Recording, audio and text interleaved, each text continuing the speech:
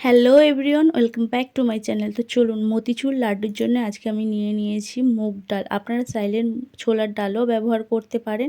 তো মুগ ডালটাকে আমি এখানে 1 থেকে 1.5 ঘন্টা ভিজিয়ে রেখে ব্লেন্ড করে নিয়েছি।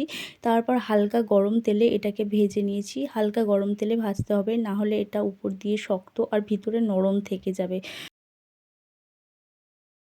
লাল লাল করে ভেজে তুলে নেব। তুলে নেওয়ার পরে মিক্সিতে আবার এটাকে ব্লেন্ড করে নেব। নিয়ে একটা মিশ্রণ তৈরি হবে।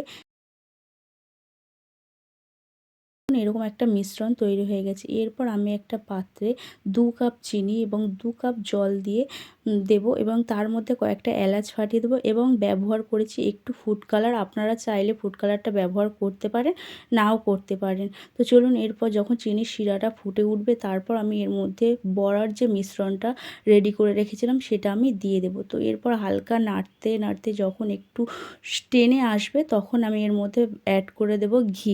ঘিটা দিলে লাড্ডুর স্বাদটাই আলাদা হয়ে যায়।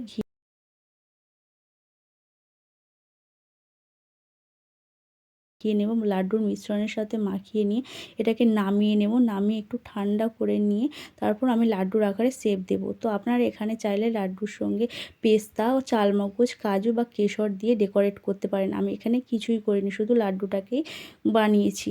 তো চলুন, গণেশ চতুর্থীর অনেক অনেক শুভেচ্ছা সবাইকে।